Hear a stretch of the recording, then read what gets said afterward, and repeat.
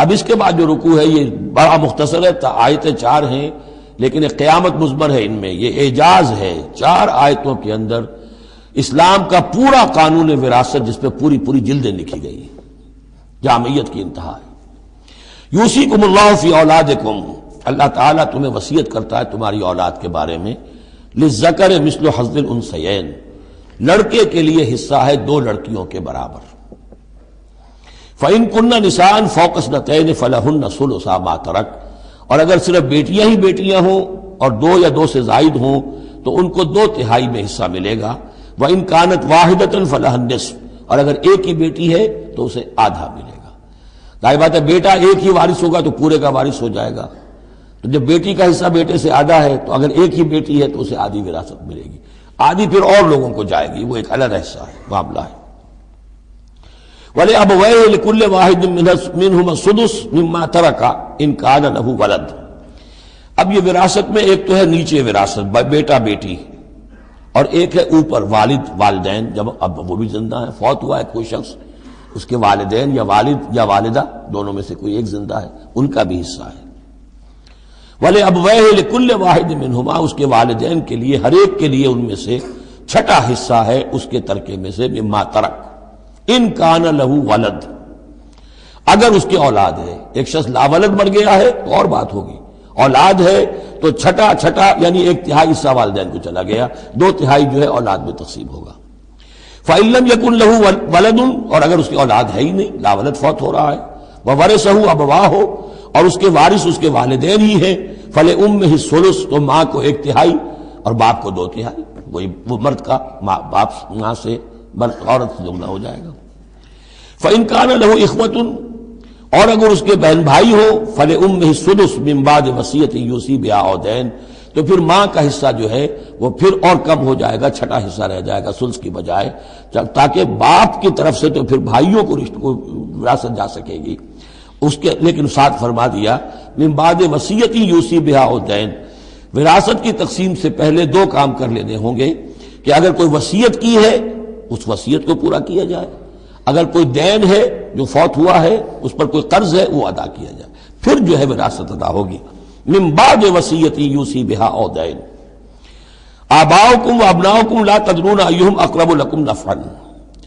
تمہارے باپ یا تمہارے بیٹے تم نہیں جانتے کہ ان میں سے کون تمہارے لیے زیادہ نافع ہے، زیادہ قریب ہے نفع کے اعتبار سے۔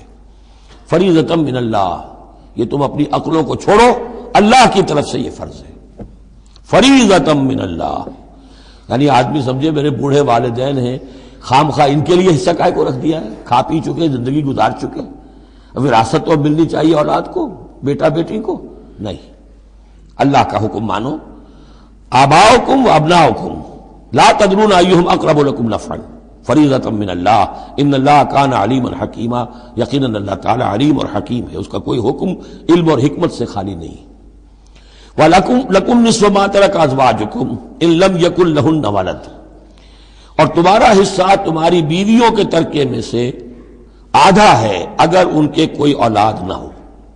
بیوی فوت ہو رہی ہے اور اس کے کوئی اولاد نہیں ہے تو جو کچھ چھوڑ رہی ہے اس میں سے نصف جو ہے شوہر کا ہو جائے گا، باقی نصف جو ہے وہ بیوی کے بھائیوں وغیرہ کو جائے گا، لیکن شوہر کا نصف ہو گیا۔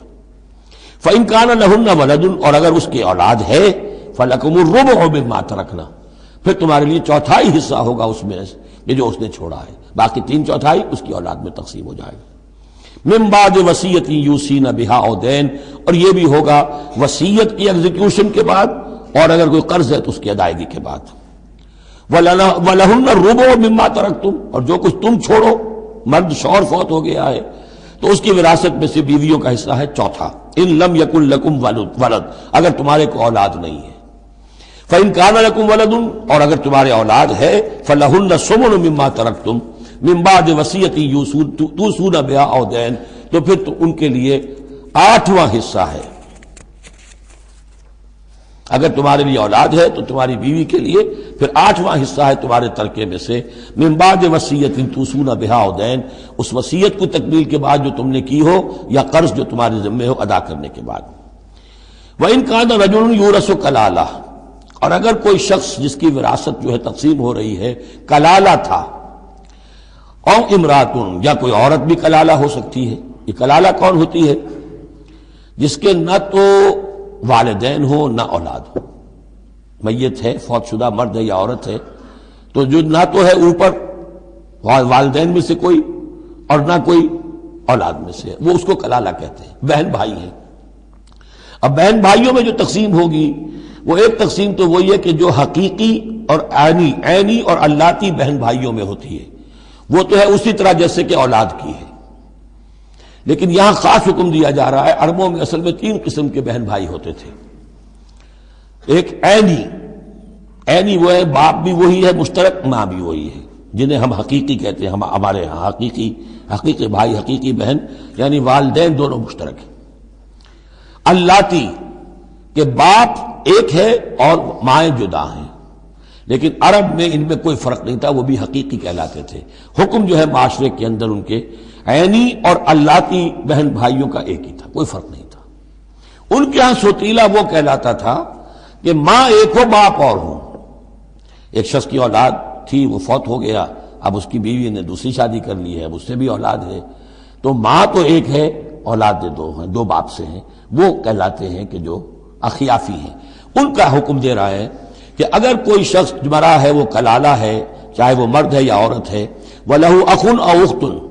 اس کی ایک بہن ہے یا ایک بھائی ہے، فَلِكُلِّ وَاحِدٍ مِّنْهُمَا السُّدُسُ، تو ان میں سے ہر ایک کے لیے چھٹا حصہ ہے۔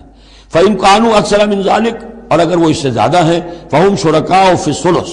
پھر وہ 1/3 میں حصے دار رہیں گے، مِن بَعْدِ وَصِيَّةٍ يُوصَىٰ بِهَا أَوْ دَيْنٍ، یہی 2 شرطیں پھر ہیں، اس وصیت کو ایگزیکیوٹ کرنے کے بعد جو کی گئی ہو یا قرض کی ادائیگی کے بعد، غیر مضار، اور یہ سارا کام ایسے ہونا چاہیے کہ کسی کو ضرر پہنچانے کی نیت نہ ہو۔ وصیۃ من اللہ، یہ اللہ کی طرف سے تاکید ہے۔